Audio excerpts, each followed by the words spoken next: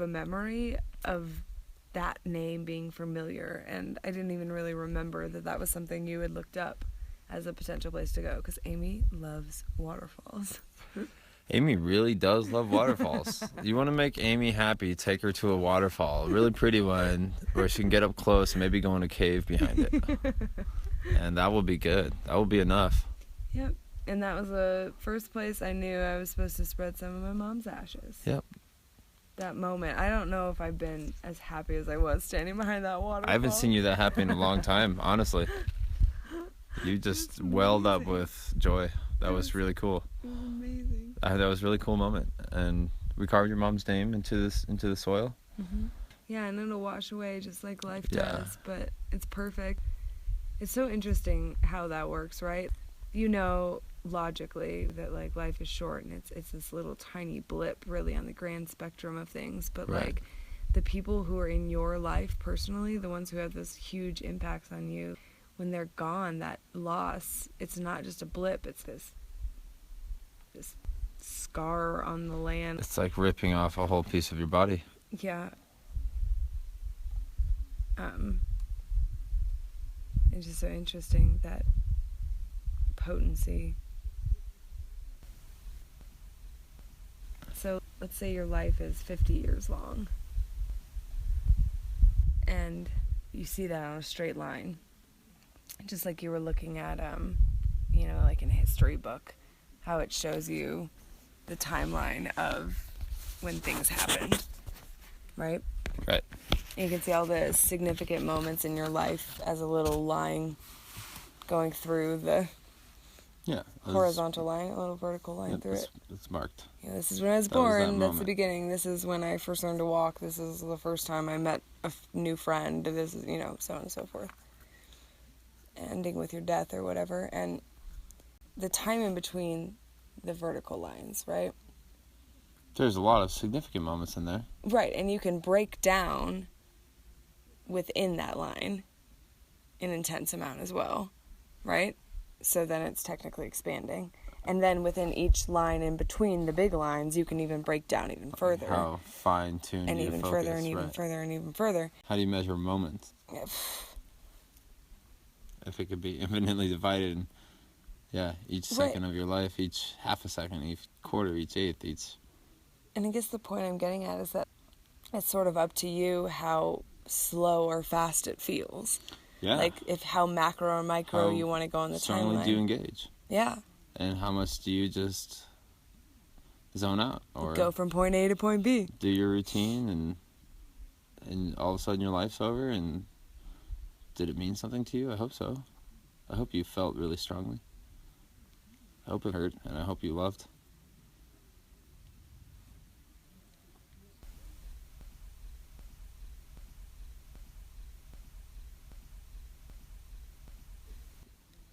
Rifle Falls. Rifle Falls, for the record, Rifle Falls is definitely a place you want to go and take your children.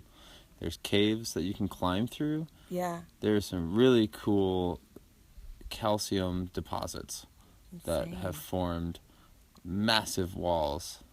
I mean, that wall itself behind the fall, from where it hits the ground up to the top where it comes from, it was a significant distance.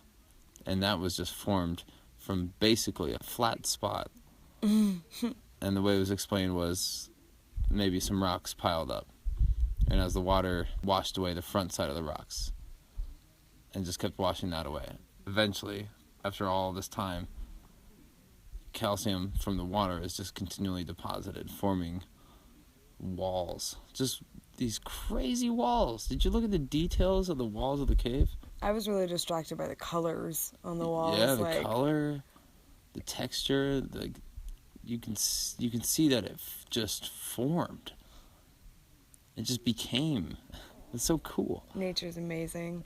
It really is. And I guess I feel like we are part of nature and we forget that a lot, but humans are a part of it. We are in it, regardless of if we want to pretend like we're not, or if we want to take care of our surroundings. We are part of nature. We are in it. We exist within it. And you watch, or you understand how water can do that. How canyons, like the Grand Canyon is a great example of this. How that all was formed by water just eroding earth. There was a stream on top, and it just kept washing away the bottom, washing away the bottom, washing away the bottom. Right. It gets deeper and deeper and deeper.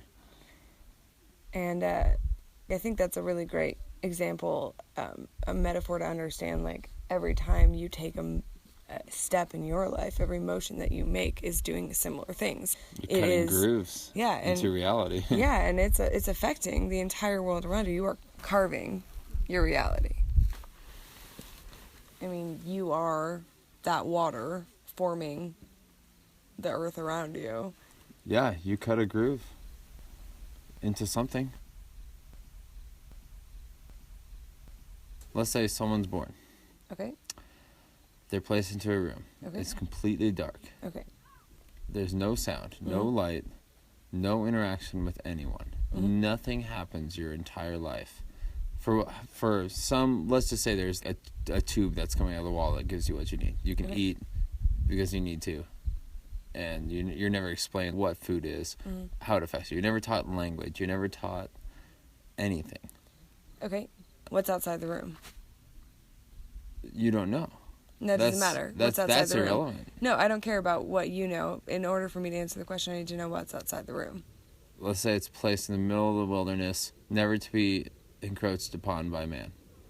Maybe even by animal. Like, it's just out there and desolate. Do you buy into the idea, all the experiments they've done with water, where when water is told very positive, happy things, it forms certain crystalline structures. Right. Or not crystalline, but like... Right. It changes shape. Here's a better example then. One I'm more familiar with is plants. They've done experiments on plants, right? When you say nice things to a plant, it grows better, it's healthier. They respond to positivity. Right. Whereas if you say negative things, it tends to die faster. So then my argument would be that, yes, you still have an effect, because if you're locked in a room and you're only getting food from a tube, you're going to be miserable. Humans need affection and social interaction to be happy. Right. So that baby is going to sit in there crying. They're probably going to be more powerful than anyone else in the world. They're going to be affecting that energy around them, because turn into a demon that can, like, collapse reality. Oh my God, the entire area around him is just going to be this, like, deep death volcano. It's going to be the new Bermuda Triangle. That's how the Bermuda Triangle is formed, is this experiment. Everybody just dies. Oh man.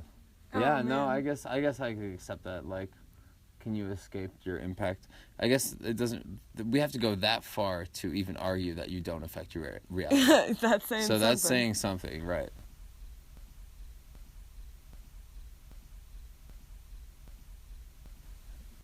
Coming from a person who's chosen to ignore my effect or my power, or make decisions without thinking about the effect that they might have, and having made choices that have affected things in a really bad way for me and for other people, that's a big realization when you realize that you can make your world an incredibly happy, productive, wonderful, experimental place.